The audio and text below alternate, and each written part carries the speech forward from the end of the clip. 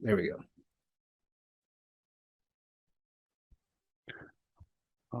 All right. Should I start off, Lisa, and move forward? Okay, great. Yes, please do. And since we're recording now, if you wouldn't mind doing another brief introduction, because we didn't get that in the Oh, recording. sure. Good afternoon. My name is Liam Shaw. I'm the manager of outpatient behavioral health, pediatric behavioral health services here at Maine General. I'm also the principal investigator and project director of the 5-year, $2 million National Child Traumatic Stress Network grant. And last bullet there, one of the first 2 people trained in ABC in Maine. I do want to call a little bit of attention, a little shout out, right? Like Lisa said, to some of your faculty. If you look at the second bullet up, right? So Dr. O'Connor and Dr. Lindsay Tweed were really 2 of the folks that really helped to write the original grant to bring ABC services to Maine. And it's really been sort of the foundation grant for all the work that you've heard about with ABC. Without that grant, unfortunately, I don't think I'd be here talking to you about ABC. And just a little shout out reminder to folks here in Maine. ABC we're the only folks sort of north of New York City that are doing ABC, right? So all your fancy friends down in Boston, you can kind of rub their noses in it and tell them that they don't have it. New Hampshire doesn't have it. Even those nice folks out in Vermont don't have it. So for now at least, we have it. So if cocktail parties or whatever you want to talk about that stuff, that's important to point that stuff out.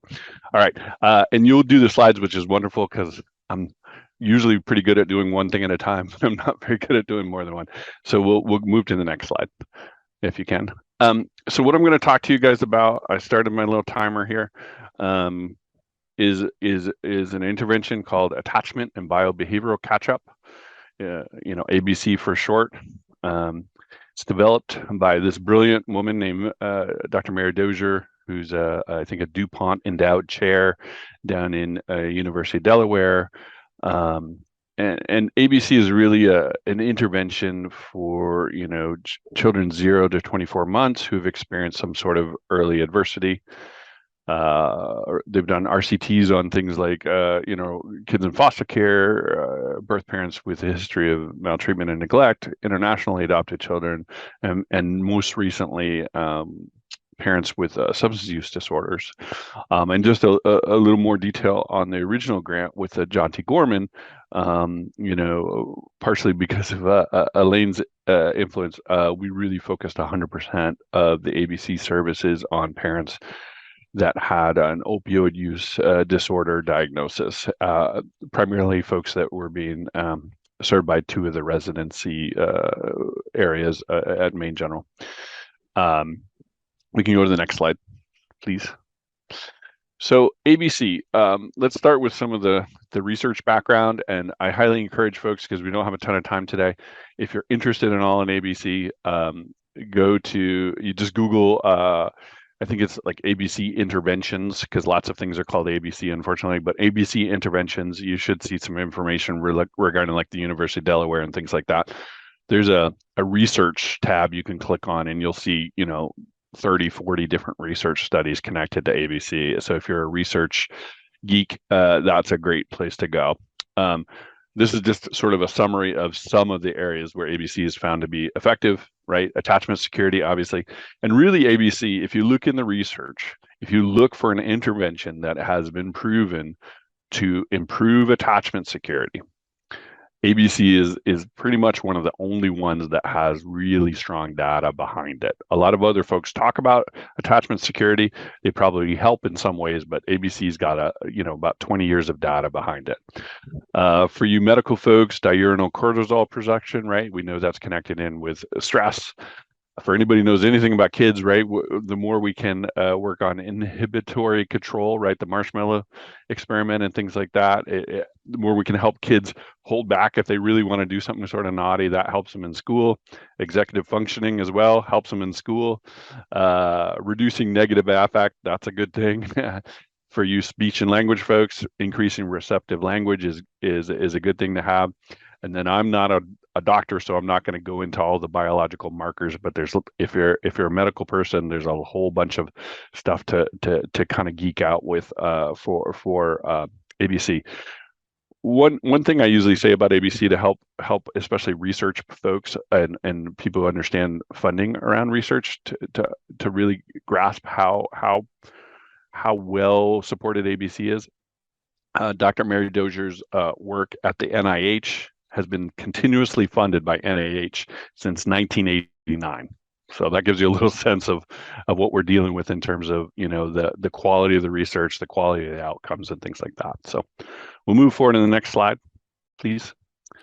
ABC has also been ABC. The beauty of ABC, right, or I would almost say any good parenting or intervention that involves the parent is it's what we call 2-gen, right? So we're talking about trying to help kind of the primary person or the primary patient, right? Which in this case might be the infant, but we also have effects, noticeable effects, measurable effects on the parent, right? And when you think of the parent-child dyad, right? If you have a parent feel better, they're going to be a better parent to the infant. Then the infant's going to thrive and do better. And guess what? When infants do better, moms and caregivers do better. So they kind of reinforce each other in this 2-gen approach, which is the beauty of this, right? We're not just isolating it to one little baby and saying, oh, we're quote unquote helping or fixing the baby, but we're ignoring everybody else. When you help the baby, you're helping the mom. When you help the mom, you're helping the baby and all the other caregivers involved. So it's ABC has got some well documented research on this around changing a parent's sensitivity, right? Because that's what we want. We don't want overly sensitive parents, but we want parents that are paying attention to their babies and sensitive to what's going on. And it's actually been shown to improve the neural activity of parents, right? Again, we're engaging parents, we're getting their brains rolling, right? And then when you think about folks that are suffering, maybe with an OUD diagnosis and things like that, right? We want to detox that brain out, and we want to get those neurons firing again and reestablish that stuff and wake those folks up. I ran into a person that Elaine had treated before, and I had worked with both in ABC and in a program previously called MEP. And she's been in recovery for about 4 years now. She just looks like a different person. She talks like a different person. She's animated. She's happy. She's got good color in her cheeks. Like, she just looks fundamentally like a different person. And she looks like the kind of person that if you saw her interacting with a child would do some really neat, fun stuff. So it's bigger than just the babies alone. So parents are more sensitive, blah, blah, blah. That's really great stuff, right? And these gains were sustained for 3 years later. A lot of our NIH data, if you get into it, so she is now doing some studies with 15-year-olds that got ABC back when they were 0 to 2, right? So we're talking 13 years out. And her research, the data shows that there's still measurable effects of having ABC services 13 years out. And so we're going to get to some of this in the slides, but let me just give you a little preview. ABC is 10 sessions. So we're talking about somebody going in and spending 10 to 15 hours maximum with somebody, right? As a therapist, I used to have people in therapy for much longer than that, probably too long, but much longer than 10 or 15 hours. And I don't even know if I had super positive effects on them. But this is somebody going in and there's no huge educational level, right? It can be a bachelor's level person. It can be a person with a high school diploma doing ABC.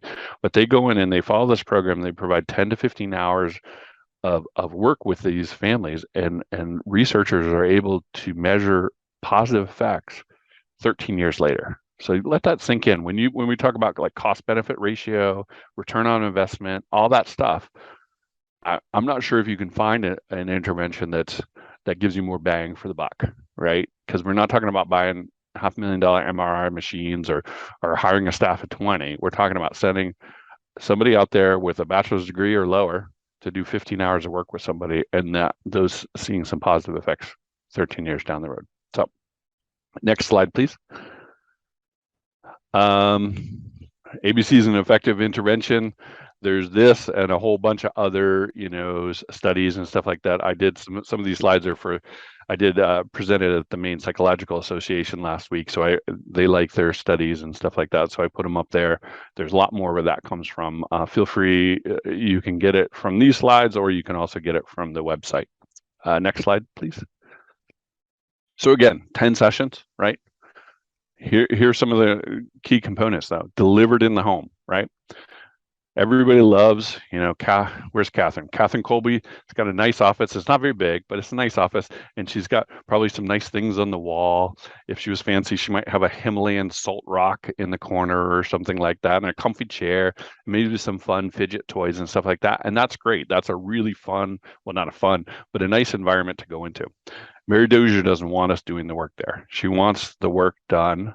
She feels like if you're teaching a parent to do something with parenting, have them parent the child and learn the parenting in the environment where they're operating and spending time with the child. So that means, ABC has been done in hotel rooms. ABC has been done in homeless shelters. ABC has been done in campgrounds when people got kicked out, or couldn't afford to rent someplace in the summer. It's been done in lots and lots of situations. And that's really, ABC's pretty picky about that. So you're not going to train a bunch of therapists and have them do it in a nice, pretty clinic office and things like that. The other thing about ABC is it's super flexible. As long as there's a child under the age of 24 months, and as long as there's at least one primary caregiver, we're good to go. We've done ABC with dogs and cats and parrots. We've done ABC with grandparents. With siblings, step siblings, with boyfriends, girlfriends, wives, mothers, all kinds of stuff. I did one case where the mom, tested positive for opioids when she gave birth. DHS came in and removed the child, placed the child with the biological father's family. And the mom and the dad had tons of visitation. They were there every single day. And so what we did is I did ABC with all four of them at once. Not only is that good bang for your buck, but the other thing that it gave, when you think of kinship care, right? There's a lot of conflict between the parents and the grandparents. ABC gave them a common language and a common way of approaching the child. And I even heard him say, like, remember what Liam said, you got to look at this. And remember Liam said, so they were able to kind of use this as a way to cut through and have a clearer perspective on how to help this kid. And so that was super helpful. It's an evidence-based practice, so it's got a manual, which is really important. And the other thing, and time goes by fast. I've only got about 7 minutes left, but one of the magical things, the real magic, I think, that comes from ABC is this thing called ITM. So it's in the moment commenting. And so what that means is if I go in and I'm working with my friend Lynn Jackson, right? And she's the mom and I'm the ABC coach. If I'm doing my job right, once I've got everything set up and we're doing the actual intervention, what it means is if I'm there with Lynn for 60 minutes, if I'm doing my job correctly, I will have made 60 positive ABC-based comments during my time there with Lynn. And that's a really powerful effect. Most of us, including myself, have not really had that experience of having somebody say 60 kind of strength-based comments about us within 60 minutes. And when you think about moms or dads in recovery or folks that are struggling, folks that are working with DHS and things like that, most of them have not really had the experience of sitting down with a professional whereby that professional is saying 60 different ways and different times. You're doing a good job with that, right? When you look at that, you follow your child's lead. When you follow your child's lead, that helps your child feel like they have an effect on their environment. When kids feel like they can have an effect on their environment, they're more likely to explore their environment and they're thus more likely to learn and do better in school. So you're helping your kid right now do better in school further on. Now, if a parent believes you, that's a big reinforcer because parents, I worked in foster care for 20 years. I worked with a lot of parents that abused and neglected kids in a very documented way. Never once met a parent that said, I don't want my kid to do well in school. I want my kid to fail out of school. Even parents that did horrible, horrible stuff to kids still wanted them to do well in school. So that's a really powerful thing to think about in terms of the reinforcing. All right, 5 minutes left. So we'll go to the next slide. So this is the ITM, real-time feedback delivered by the providers. We're focusing on something, on nurturance, on following the lead with delight, and avoiding intrusive and frightening behaviors. So I don't have a ton of time, so I'm going to kind of just go into those a little bit, and then um, Lisa, should I leave time for questions, or do we not have time for questions? Should I try to build that into the 20? Okay. Yeah, do as best you can. Okay. Yeah, I but we'll I take questions. I sometimes talk about ABC for 2 or 3 hours at a time, so 20 minutes I can do this. Um, so what we look at is encouraging nurturance between the parent and the child, right? Following the lead, right? Which is basically the opposite of what most of us do with children, right? Especially kids under the age of 2, right? And it's not like, no offense by saying that, there's benefits to doing the opposite of following the lead, right? So what do we do? What do we tend to do? There's a child about a year and a half old, and what do we say? Oh, come sit on my lap, and I'm going to pick a book, and I'm going to open the book, and I'm going to tell you all the different things in there. This is a red circle, this is a green triangle, and things like that. There's nothing wrong with that, right? That's certainly part of how kids learn, but it's very different than sitting down on the kids level, laying out a bunch of toys in front of the child, and then seeing which one the child goes to, and then following the child's lead, right? The child picked up the book. Oh, so you picked up the book. Do you want me to read the book? Yeah, okay. Well, let's read the book. Oh, you open the book, right? That's very different than come sit on my lap. This is what we're going to do. When we flip the script a little bit and follow the child's lead, right, then the child feels like I said, sort of that they have some autonomy, they have some impact on the world, they start to explore things a little bit more, right, because they feel a little more comfortable, a little more safe, they feel like they can have a little bit more of an effect on their environment, and they feel like they get to choose things a little bit more, and essentially they get to be a little bit of the boss, not in an inappropriate way, but a little bit of a boss of a parent, or at least make some choices versus the opposite of what we tend to do with kids, which is we make all the choices for them because we're smart and we'll make the right choices. So that's following the lead. Delight is just imagine what you exactly what you think. If you look at most moms and their babies, they're delighting all the time. They're lighting up, they're smiling, they're responding, right? And there's tons of neural research that shows that when you do that with babies, positive things happen with babies in terms of development and brain stuff and everything. And then the last one is we want to avoid intrusive or frightening behaviors, right? Here's one of the ones, and I don't want to make anybody feel bad, but here's one, right? What do? We see a little infant. What do we do?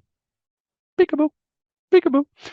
And we're not trying to scare the infant and stuff like that. Most of the time they laugh and things like that. But sometimes that can be a little scary because our object permanence, right? Especially if it's somebody they care about. Oh, they're gone. Oh, they're back. Oh, they're gone. They're back. We also tend to, what do we do sometimes with little babies or kids? We tickle them, right? And we think it's funny because they laugh. When you think about what tickling really is it's really typically a larger, stronger person kind of imposing themselves upon a smaller person, right? And so sometimes that can be overwhelming for kids, or sometimes especially us males, we scare kids, right? Because we think it's funny, right? We tickle like a stuffed animal. He's gonna eat you or whatever. And then the kids sometimes laugh or sometimes look scared or sometimes don't. But for most kids, that's kind of an overwhelming thing. When you think about it, if I'm 3 or 4 times larger than you, right? So if somebody, 10 feet tall and 400 pounds came up to you with something on their hand and said, "Rah," I would be scared of that. I would not find that fun or interesting or exciting or anything. I might laugh, but it wouldn't be because I'm actually thinking it's humorous. I would be kind of laughing because I was scared and things like that. So it's just something to think about. We'll do one more slide. Yeah, so I went through that, right? That's the example of in the moment commenting, right? In a perfect world, we have these 3 components of ITM. We're describing the behavior, we're labeling it as an ABC target, right? Like following the lead, and then we're providing a research-backed outcome. We might want to just go to the last slide, which should have my email. That's the session comment. That's the past. We'll just go to that one for now, right? So my email, Liam, super simple, Liam Shaw at maingeneral.org. Anything ABC related, feel free to shoot me an email. Like I said, I would highly recommend looking at the website and things like that as well. All right. I think I have 8 seconds left. That was this.